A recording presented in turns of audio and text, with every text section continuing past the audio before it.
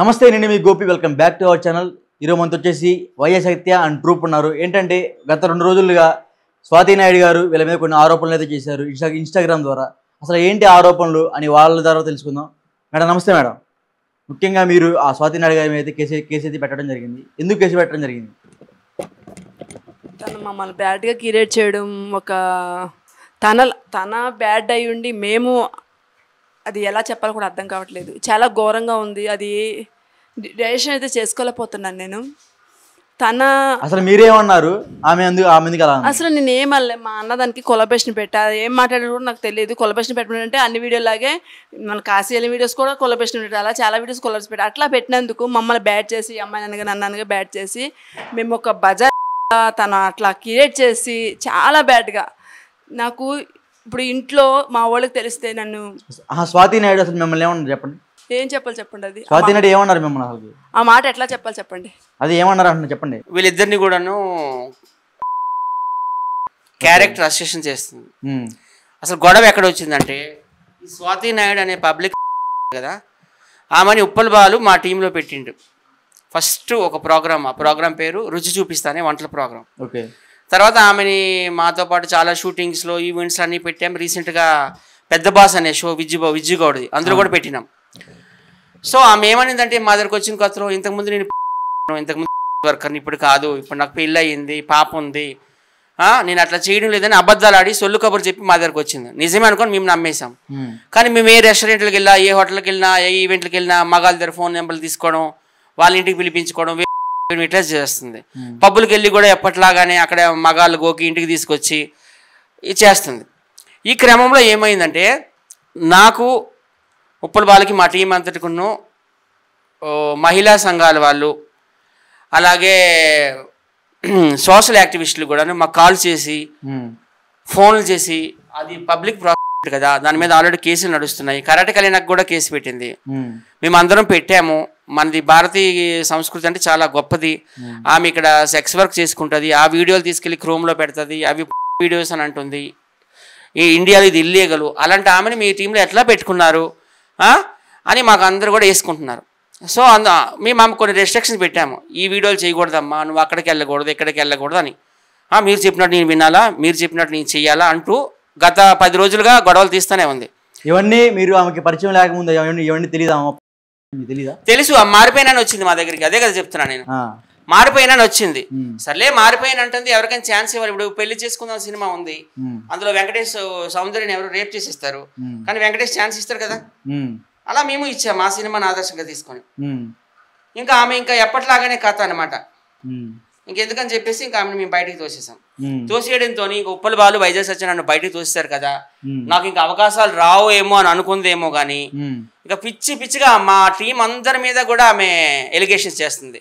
అంటే నా మీద నేను ఒక బ్రోకర్నట, మా ఇంట్లో వస్తారట పోతారట, పిచ్చిగా నా మీద కూడా. ఈ అమ్మాయి పేరు ఉషా, ఈ అమ్మాయి మీద కూడా, ఈ అమ్మాయి కూడా ఒక ఈ అమ్మాయి కూడా ఒక అని. అంటే ఇప్పుడు మీరు ఏమైనా మెగాస్టార్ ఆయనేమో కాదనట్లేదు, మీరు బయట వచ్చేసారు కాబట్టి అవకాశాలు రావట్లేదు అన్నారు కదా, మీరు ఏమైనా మెగాస్టార్? అవకాశాలు ఎలా ఇప్పిస్తారు? నేను కాదు, నువ్వే మెగాస్టార్. మెగాస్టార్ కాదు, యాంకర్ గోపి మెగాస్టార్. నేను మెగాస్టార్ అని ఎక్కడ చెప్పాలా? మరి మీరు ఎలా అవకాశం? మా టీమ్ లో ఉన్నప్పుడు ఆమెకు చాలా అవకాశాలు వచ్చినాయి, మీ అందరికీ తెలుసు ఆ విషయం. షూటింగ్లు అయితేనేమి, ఇంటర్వ్యూలు అయితేనేమి, రియాలిటీ షోలు అయితేనేమి వచ్చినాయి. అలా అనుకుందేమో బ్రెయిన్ లో, ఎవరికి వచ్చిన వాళ్ళకే వస్తాయి. కొన్ని ఆరోపణలు కూడా చేశారు. వైఎస్ సత్య నాకు ₹1,00,000 డబ్బులు ఇవ్వాలన్నది. ఎవరికి? వైఎస్ సత్య స్వాతి నాయుడికి ₹1,00,000 డబ్బులు ఇవ్వాలంట. నిజమేనది? ఆమెకి నేను ₹1,00,000 డబ్బులు ఇవ్వాలా? ఆమె బతుక్కి 500 ఎక్కువ. అసలు షూటింగ్లో నల్ల ఏనుగులాగా ఉంటుంది, సోఫాలో కూర్చుంటే లెగలేదు, డైరెక్టర్ పిలిచిన గంటకు వస్తుంది, ఒక డ్యాన్స్ రాదు, ఒక యాక్టింగ్ రాదు, ఒక పాట పాడడం రాదు, ఎంతసేపు కింద పైన చూపిస్తుంది. ఆమె 2 క్వాలిఫికేషన్, అది ఒకటే. సర్లేండి కానీ ఇగోండి నాకు ఎట్లా పెడుతున్నారంటే వీళ్ళు, వైజాగ్ సత్య గారు మీరు పెద్ద పెద్ద వ్యక్తులతోటి పరిచయాలు ఉన్నాయి, సినీ యాక్టర్లతోటి, పెద్ద యాక్టర్లతోటి మీకు పరిచయాలు ఉన్నాయి. సుమన్ టీవీ తోటి కూడా మంచి పరిచయాలు ఉన్నాయి. ఆ రోజు పెద్ద వ్యక్తులు మరణించినప్పుడు కూడా అక్కడ మంచి పెద్ద ప్రెస్ మీట్లు పెడుతున్నారు మీరు.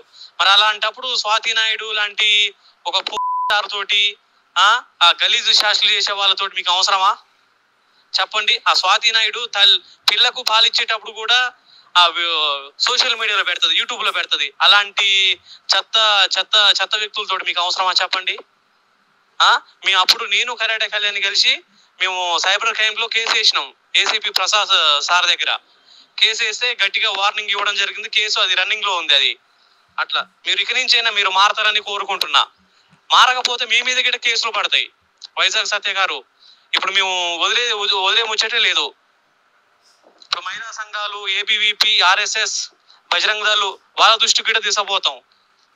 ఇప్పుడు మొన్న హోలీ పండుగ నాడు ఉస్మాన్ యూనివర్సిటీలో ఘనంగా నిర్వహించారు ఏబీవీపీ వాళ్ళు. వాళ్ళ దృష్టి గిట్ట తీసుకుపోతాం. అవసరమైతే చట్టపరమైన చర్యలు తీసుకున్నప్పుడు దేహశుద్ధి కూడా జరుగుతుంటది కొన్ని చోట్ల. స్వాతి నాయుడుకు మాత్రం ఖచ్చితంగా జరుగుతుంది. మీరు అలాంటి వ్యక్తులతోటి మీరు దూరంగా ఉండాలి. మీకున్న మంచి పేరు పోతుంది. ఇప్పుడు మీకు మంచి పేరు ఉంది, మంచి ఫ్రేమ్ వచ్చింది మీకు. అలాంటి చెత్త వ్యక్తులతో మీరు పరిచయాలు తగ్గించుకోండి. వాళ్ళతో తిరగడం కూడా ఆపేయండి. వైజాగ్ సత్య గారు, మీకున్న పేరును పోగొట్టుకోవద్దు. మీరు కూడా అప్పుడు వాళ్ళలో కలిసిపోతారు. చెత్త ఉంది కదా, చెత్త ఫ్రాంకులు చేసేటోళ్ళు, యూట్యూబ్లలో బూతులు మాట్లాడేటోళ్ళు, ఇలా బ్యాచ్లు కలిసిపోతారు. మీరు వాళ్ళకు దూరంగా ఉండడం మంచిది. మీరు ఈ మాటలు మొత్తం చెప్పింది ఎవరు? సోషల్ యాక్టివిస్ట్ సతీష్ ఈయన. ఆయన నెంబర్ కావాలంటే మీకు ఇస్తాను. ఇలాగ మహిళా సంఘాలు కూడా కొన్ని పెట్టాయి, వినిపిస్తావు టైం ఉంటే పర్లేదు చెప్పండి.